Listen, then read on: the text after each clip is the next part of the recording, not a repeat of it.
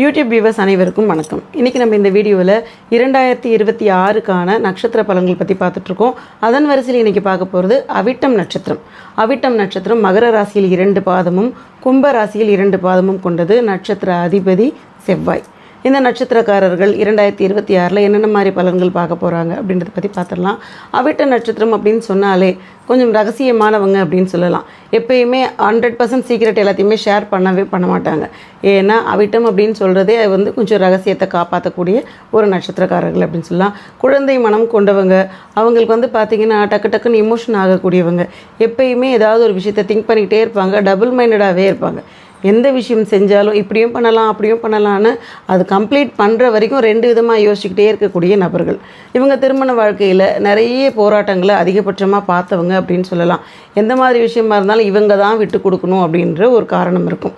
அது ஆணாக இருந்தாலும் சரி, பெண்ணாக இருந்தாலும் சரி, அவங்க வாழ்க்கை துணைக்கிட்ட இவங்க அதிகபட்சமாக விட்டு கொடுத்துக்கிட்டே இருப்பாங்க. சாக்ரிஃபைஸ் நிறைய பண்ணிக்கிட்டே இருப்பாங்க. இவங்க என்ன பண்ணாலும் வெளியே தெரியவே தெரியாது. அந்த விட்டு கொடுக்குற தன்மையெல்லாம் இருக்குன்ற விஷயத்த அவங்க வாழ்க்கை துணைக்கிட்ட நீங்கள் சொன்னாலே அவங்க ஒத்துக்க மாட்டாங்க. இதுதான் இவங்ககிட்ட இருக்கிற பெரிய ட்ராபேக். என்ன காரணம் அப்படின்னு பார்க்கும்போது, செவ்வாய் அதிபதி இல்லையா, இவங்க எல்லா நல்ல விஷயத்தையும் பண்ணுவாங்க. கோவத்தை தூக்கலாக காமிச்சிருவாங்க. இப்போ கோவத்தை தூக்கலாக காட்டுறதுனால என்ன ஆகுதுன்னா, நம்ம செய்யக்கூடிய பலவிதமான நன்மைகள் அந்த கோவத்தில் அழிக்கப்பட்டுடுது. அதனால தான் நான் சொல்வேன், கோவத்தை ரொம்ப கண்ட்ரோலாக வச்சுக்கோங்க. ரொம்ப பெரிய கோவம் வருது, பெருசாக ஆர்குமெண்ட் வருதுன்னா அந்த இடத்த விட்டு நீங்கள் நகர்ந்து போயிடணும். அப்படி போகாத பட்சத்தில் என்ன ஆகிடும்னா, எல்லா தவறுகளுக்கும் நீங்கள் தான் காரணம், நீங்கள் தான் பிள்ளையார் சுழியே போட்டிங்க அப்படிங்கிற மாதிரி பழிபாவங்களை அதிகபட்சமாக சுமக்கக்கூடியவங்க நீங்கள் தான். இப்போ பார்த்திங்கன்னா, இப்போ கிரக சூழ்நிலைகள்லையும் ராகுவோட அமர்வு, சனியோட அமர்வு, குருவுடைய அமர்வு எல்லாமே உட்காண்டிருக்க இடத்த பார்க்கும்போது நிறைய இடத்துல நம்ம கொஞ்சம் பயப்பட வேண்டிய சூழ்நிலைகள் வரும்.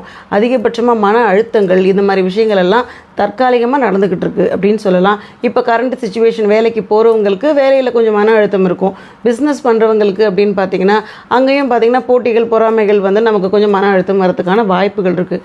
பண ரீதியான விஷயங்கள், இந்த கையில் பணம் வந்தால் இந்த கையில் அப்படியே வாங்கிட்டு ஓடுற மாதிரியா, அவ்வளோ வேகமாக பணம் ஓடுது அப்படின்னு சொல்லுவோம் இல்லையா, அப்படிப்பட்ட ஒரு சூழ்நிலை தான் இப்போ கரண்ட்டாக நீங்கள் இருக்கீங்க. இப்போ இந்த 2026 கிரக சூழ்நிலைகளை பொறுத்து தான் அடுத்த வருஷம் நமக்கு எந்த மாதிரியான பலன்கள் கிடைக்கும் அப்படின்றத போய் பார்த்துடலாம். அதுக்கு முன்னாடி பெரிய பெரிய ஆசைகள் ஏதாவது இருக்குது அப்படின்னா அதை உடனே செஞ்சிடணும் அப்படின்னு போராடாதீங்க. கொஞ்சம் நிதானமாக கையாளுங்க. குடும்பம் அப்படின்னு பார்க்கும்பொழுது அந்த குடும்பத்துக்குள்ளே இருந்து ஒரு விஷயத்தை பண்ணும்போது எல்லா நன்மைகளையும் உங்கள் கையால் தான் செய்வீங்க. உங்களுக்கு குடும்ப பொறுப்பு ரொம்ப ஜாஸ்தி, உதவி மனப்பான்மையும் ஜாஸ்தி.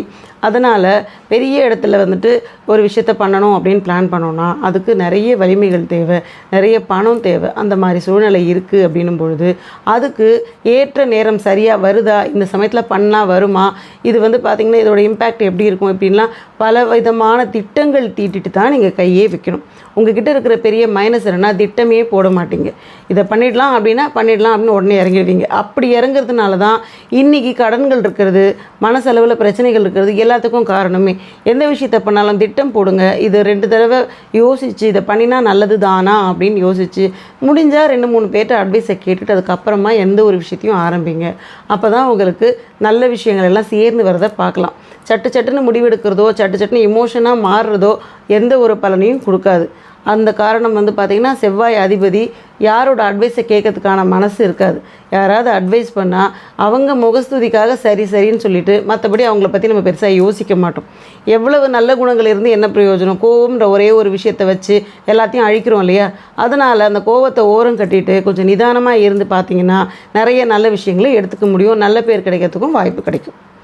இப்போ 2026 கிரக சூழ்நிலை எப்படி இருக்குது அப்படின்னு பார்த்திங்கன்னா, இப்போ மகரத்துலேயும் 2 பாதம், கும்பத்துலேயும் 2 பாதம் இருக்கிறதுனால 2 பேருக்குமே, அதாவது குருவுடைய அமர்வு 6லேயுமே இருக்கும், அதுக்கப்புறம் 5லேயுமே இருக்கும். அப்போ என்ன மாதிரி பலன்கள் கிடைக்கும் அப்படின்னு பார்த்தீங்கன்னா, உங்களுக்கு பூர்வ புண்ணிய ஸ்தானத்தில் சிலருக்கு அந்த கடைசி 2 பாதம் இருக்கு இல்லையா, அந்த கும்பராசியில் இருக்கக்கூடிய 2 பாதங்களுக்கு பார்த்திங்கன்னா நிறைய பிரச்சனைகள் கொஞ்சம் தீர்ந்த மாதிரியாக இருக்கும். கொஞ்சம் பரவாயில்ல, இப்போ எனக்கு நல்லா தான் போகுது அப்படிங்கிற மாதிரி இருக்கும்.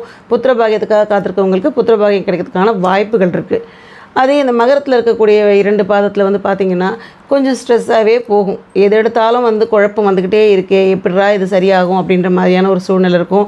இருதலை பட்சமாகவே வந்து நமக்கு வரக்கூடிய நல்ல விஷயங்களும் மாறுது அப்படிங்கிற மாதிரி வெக்ஸ் ஆகாதீங்க. குரு பெயர்ச்சி வந்து ஜூன் மாதம் வரும். அது வரைக்கும் ஆவரேஜாக நல்ல மூமெண்ட்ஸ் தான் இருக்கும். அதை பற்றி ரொம்ப வரி பண்ண வேண்டிய அவசியம் கிடையாது. அதுக்கப்புறமா வந்து பார்த்திங்கன்னா உங்களுக்கு நல்லபடியாக உங்களுக்கு என்னென்னா லக்கு வரணும் அப்படின்னு நினைக்கிறீங்களோ அதெல்லாம் கண்டிப்பாக வரும். குரு உட்காரக்கூடிய இடம் அப்படின்னு பார்த்திங்கன்னா உச்சமாக உட்கார போகுது. உச்சமாக உட்கார்றதுனால அவர் நல்ல ஆட்சியில் இருக்கிறதுனால நமக்கு நிறைய பிரச்சனைகளை தீர்த்து கொடுக்கறதுக்கு வழி செய்வார். அதனால் கொஞ்சம் நிதானமாக இருங்க, பல நன்மைகள் காத்துக்கிட்டு இருக்கு. அடுத்து குருவுடைய பார்வை அப்படின்னு பார்த்திங்கன்னா 8வது வீடு, 9வது வீடு, 10ஆம் வீடு, 11ஆம் வீடு, இந்த 4 வீட்டையுமே இந்த 2 பாகங்களாக பார்க்குறதுனால இந்த 4 வீட்டையுமே பார்க்கத்தான் செய்யும். அதுக்கான பலன்கள் பார்த்திங்கன்னா உங்களுக்கு ஆயுள் சம்மந்தப்பட்ட பிரச்சனைகள் இல்லை, ஆயுள் தீர்க்கமாக இருக்கும்.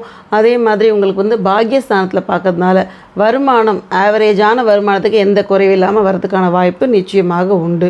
பித்ரு வழியில் நமக்கு கொஞ்சம் சப்போர்ட் பண்ணுறதுக்கான வாய்ப்பு இருக்குது. அவங்க மூலமா நமக்கு நிறைய உதவிகள் கிடைக்கும். அதே மாதிரி அவங்களுடைய தொழில் எடுத்து நடத்துறதுக்கான வாய்ப்பும் கிடைக்கிறதுக்கு நிறைய சான்ஸ் இருக்குது.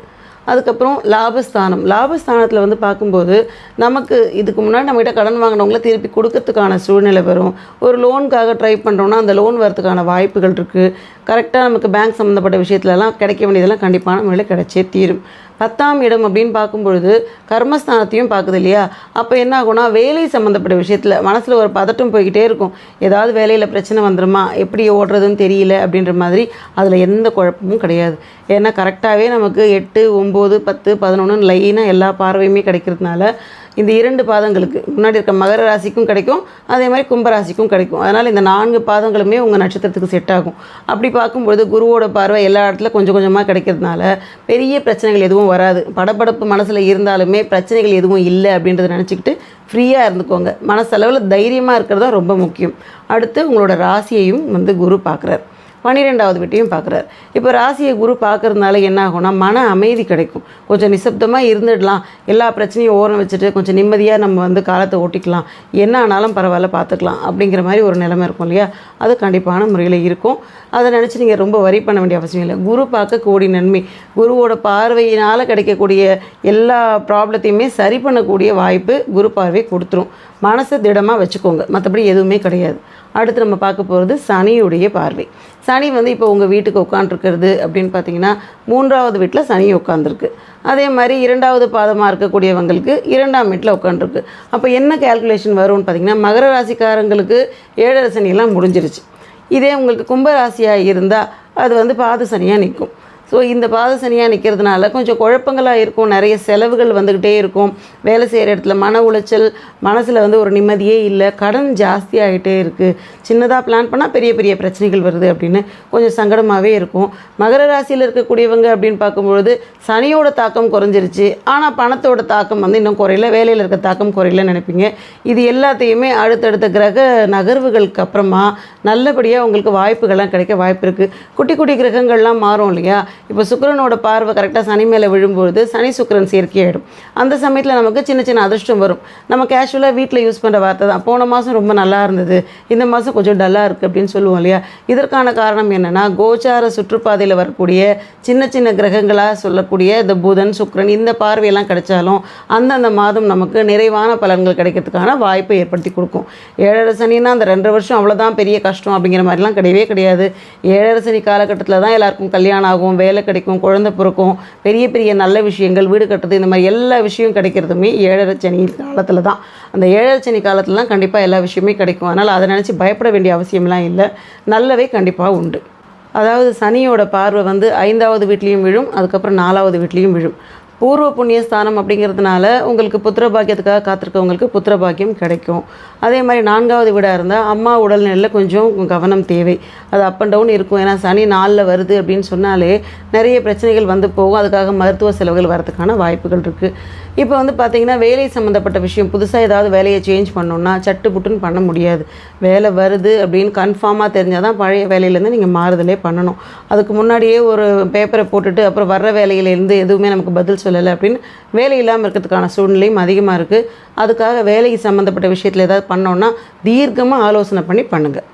அடுத்த சனியோட பார்வை வந்து பார்த்திங்கன்னா 8வது வீட்டில் படும். 8வது வீட்டில் படுறதுனால நமக்கு வந்து கொஞ்சம் குழப்பங்கள் வரத்துக்கான வாய்ப்புகள் இருக்குது. என்னென்னா ஆயுள் ஸ்தானம். நம்மளை நினச்சி நம்மளே ரொம்ப விரக்தி அடைவோம். இந்த விரக்தி அப்படின்ற ஒரு விஷயந்தான் திரும்ப திரும்ப வந்துக்கிட்டே இருக்கும்.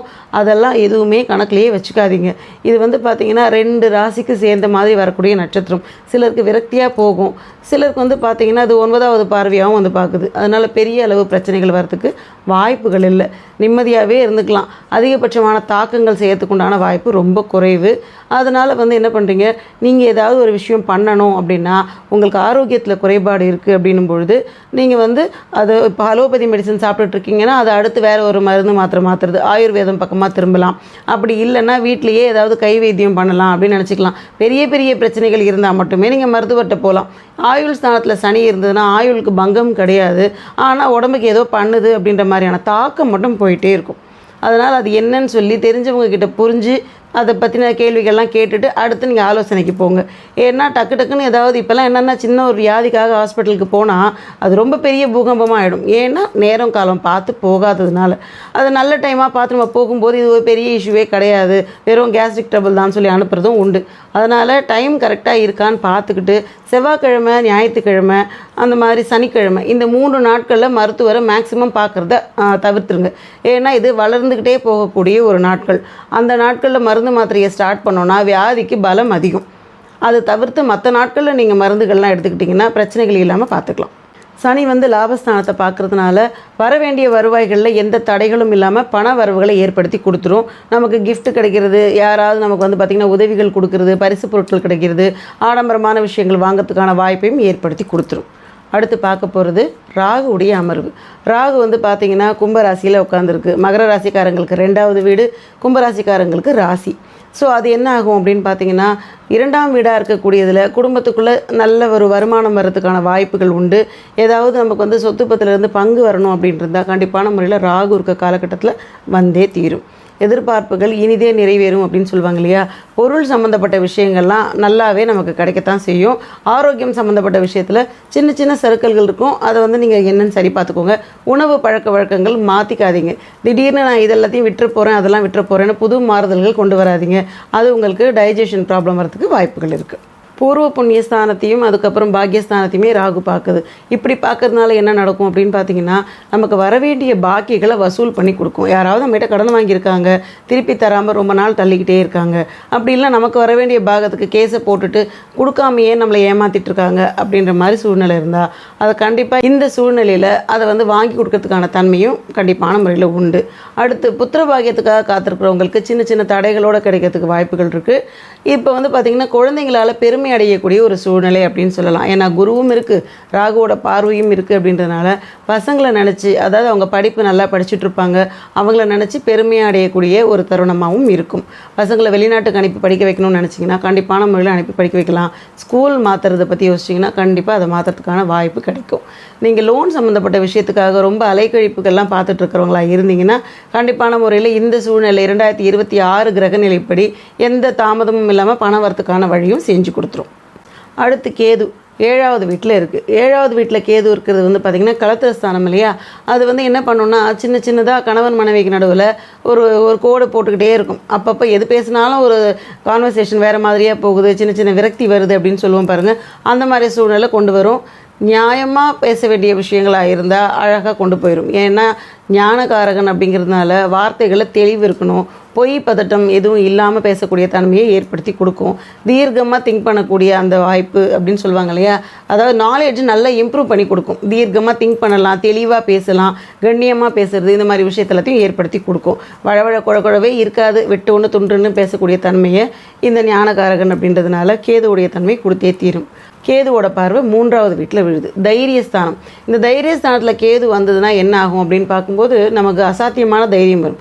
ஆல்ரெடி அவிட்ட நட்சத்திரக்காரங்களுக்கு யாரோட ஹெல்ப்புமே வேணாம், நானே பார்த்துக்குவேன் அப்படின்னு சொல்லக்கூடியவங்க தான். தலையில் எல்லா பொறுப்பையும் போட்டுக்கக்கூடியவங்க தான். இன்னும் கேது வேற பார்க்குதா, இன்னும் எக்ஸ்ட்ரா 2 மூட்டையை தலையில் வச்ச மாதிரி எல்லா பொறுப்பையும் வச்சுக்கிட்டு அப்படியே ஓடிட்டு இருப்பாங்க. ஆனால் அதுக்கேற்ற மாதிரி குரு பார்வையெல்லாம் கிடைக்கிறதுனால என்ன விஷயத்துக்காக அவங்க ட்ரை பண்ணாலும் கண்டிப்பாக அதில் வெற்றின்றது உண்டு. அடுத்து 11ஆம் வீடு. 11ஆம் வீடு லாபஸ்தானம். லாபஸ்தானத்தை வந்து பார்த்திங்கன்னா குரு, அதுக்கப்புறமா வந்து குரு, சனி, கேது இந்த 3 கிரகமே பார்க்குது. இந்த 3 கிரகம் பார்க்கறதுனால கொஞ்சம் முன்ன பின்னே இருந்தாலும் நமக்கு வர வேண்டிய நல்ல விஷயங்கள்லாம் கண்டிப்பான முறையில் வந்தே தீரும். எத்தனை நெகட்டிவான கிரகங்கள் பார்த்தாலும் குருவுடைய சுபர் பார்வை விழுது இல்லையா, அந்த சுப பார்வை அப்படின்னு பார்க்கும்பொழுது நமக்கு கண்டிப்பான முறையில் எந்த நெகட்டிவாக இருந்தாலும் அந்த பாசிட்டிவாக மாற்றக்கூடிய தன்மை குரு பார்வைக்கு உண்டு. அதை நினச்சலாம் ரொம்ப வரி பண்ணவே வேண்டியதில்லை. கோவத்தை கண்ட்ரோல் பண்ணிக்கோங்க. சில பரிகாரங்கள் சொல்கிறேன், அதை கரெக்டாக ஃபாலோ பண்ணுங்கள். இந்த 2026 உங்களுக்கு சிறப்பான வருஷமாக இருக்கும். அடுத்து நம்ம பார்க்க போகிறது நட்சத்திர தோஷம். அவிட்ட நட்சத்திரத்துக்கு அப்படின்னு பார்க்கும்பொழுது என்ன கிரகம் தோஷமாகும்னு பார்த்தீங்கன்னா செவ்வாய் தோஷப்படும். அதாவது செவ்வாய் அப்படின்னு பார்த்தீங்கன்னா பெண்களுக்கு வந்து கணவன் வரும். ஆண்களுக்கெல்லாம் வந்து பார்த்திங்கன்னா காமனாக சொல்லும்பொழுது பெண்களுக்கு கணவன், மற்றபடி காமனாக சொல்லும்போது பற்களில் பிரச்சனை, தொழில் ரீதியான பிரச்சனை, வேலை ரீதியான பிரச்சனை, ஏதாவது உடம்புல வந்து பிபி இருக்கும் பார்த்திங்களா, ரத்த அழுத்தம் அப் அண்ட் டவுன் இருக்கிறது, நரம்பு சார்ந்த பிரச்சனை, இந்த பிரச்சனைகள் எல்லாம் காமனாக வரக்கூடியது. பேச்சில் அதிகபட்ச கோபம், அதாவது அனல் பறக்கிற கான்வர்சேஷன் பண்ணக்கூடியவங்க அப்படின்னு பார்த்தீங்கன்னா இந்த நபர்களாக தான் இருப்பாங்க. இந்த பிரச்சனைகள் எல்லாத்தையும் எப்படி தீர்க்கலாம் அப்படின்னு பார்த்தா அதுக்கு ரொம்ப முக்கியமாக பண்ண வேண்டியது முருகரோட வழிபாடு. முருகர் வழிபாடு ஒரு வாரம் பண்ணிவிட்டு விடுறது கிடையாது. எப்பயுமே நீங்கள் வந்து முருகரோட பக்தர்களாக தான் இருந்து ஆகணும். அதை நீங்கள் தொடர்ந்து வாய்ப்பு கிடைக்கும் போதெல்லாம் நீங்கள் முருகரை பார்க்குறது, செவ்வாய்க்கிழமைகளில் 2 விளக்கு ஏற்றி அவருக்கு வந்து பார்த்திங்கன்னா ஏதாவது ஒரு நெய்வேத்தியம் திராட்சை பழத்தையாவது வச்சு நீங்கள் வழிபாடு பண்ணிக்கோங்க. இதை தொடர்ந்து பண்ணிக்கிட்டே இருக்கிற பட்சத்தில் வாய்ப்புகள், அதாவது நமக்கு எப்பெல்லாம் வந்து வாய்ப்பு கிடைக்காம ரொம்ப தனியாக ஃபீல் பண்ணுறோமோ, நிறைய பிரச்சனைகளோடு இருக்குமோ, அப்போல்லாம் நீங்கள் வந்து முருகர்கிட்ட போய் நின்னீங்கன்னா புது வாய்ப்பு கண்டிப்பான முறையில் கிடைச்சே தீரும். நெத்திக்கு குங்குமம் வச்சுக்கோங்க. நெத்திக்கு குங்குமம் வைக்கிறது அபாரமான பலன்களை கொடுக்கும். கையில் ஒரு சிகப்பு கயிறு ஒன்று கட்டிக்கோங்க. இந்த சிகப்பு கயிறுன்றது ரக்ஷையாக பயன்படும். அதே சமயத்தில் அந்த சிகப்பு வந்து நம்ம டச் பண்ணும்போது கலர் வந்து அதுக்கேற்ற மாதிரியான பலன்களை கண்டிப்பான முறையில் கொடுத்தே தீரும். இவருக்கான ரத்தினம் அப்படின்னு பார்த்தீங்கன்னா பவழம். சிலர் வந்து பவழத்தை மோதிரமாக போட்டுக்கோங்க. சிலர் வந்து உங்களுக்கு முடியல அப்படின்னா பெண்டன்ட்டாவோ இல்லை தாலி பக்கத்தில் கோத்துக்கிறதோ எப்படியாவது அந்த பவழத்தை உங்கள் உடம்புல படுற மாதிரி வச்சுக்கோங்க. இது வந்து அந்த கிரகத்துடைய காரகத்துவத்தை முழுசாக இழுத்து கொடுக்கக்கூடியது, பல பிரச்சனைகளுக்கு தீர்வாக இருக்கக்கூடியது அப்படின்னு சொல்லலாம். 2026க்கான தொடர் வழிபாடு. வருடம் முழுவதும் என்ன கடவுள் நான் தொடர்ந்து வழிபாடு பண்ணால் எனக்கு வந்து சிறப்பான பலன்கள் கிடைக்கும் அப்படின்னு பார்த்தீங்கன்னா நரசிம்மர் வழிபாடு பண்ணுங்கள். நரசிம்மர் வழிபாடு செவ்வாய்க்கிழமைகளில் ஒரு பானகம் வச்சு நெய்வேத்தியம் பண்ணிட்டீங்கன்னா உங்களை அடிக்கவே ஆள் இல்லை. எப்பேற்பட்ட பிரச்சனைகளாக இருந்தாலும் தீர்த்து கொடுத்துரும். அதே சமயத்தில் உங்களுக்கு வாய்ப்புகள், நல்ல நல்ல வாய்ப்புகள் வர்றதையும் கண்கூடாக பார்க்கலாம். வாழ்க்கையில் முன்னுக்கு வரத்துக்கான வாய்ப்பை ஏற்படுத்தி கொடுக்கும். நான் நட்சத்திர தோஷம்ல சொன்ன கடவுளை என்றைக்குமே நீங்கள் ஃபாலோ பண்ணிக்கிட்டே தான் இருக்கணும். இப்போ சொல்கிறது இந்த வருடத்துக்கான ஒரு வழிபாடு. ஸோ இதெல்லாம் கரெக்டாக பண்ணுங்கள். இந்த வருடம் உங்களுக்கு சிறப்பான வருடமாக அமையும். இன்றைக்கி நம்ம இந்த வீடியோவில் அவிட்டம் நட்சத்திரத்துக்கான பலன்கள் பற்றி பார்த்தோம். இந்த வீடியோ உங்களுக்கு பிடிச்சிருந்தா லைக் பண்ணுங்கள், ஷேர் பண்ணுங்கள், சப்ஸ்கிரைப் பண்ணுங்கள். டவுட் இருந்தால் கமெண்ட் பண்ணுங்கள். நன்றி, வணக்கம்.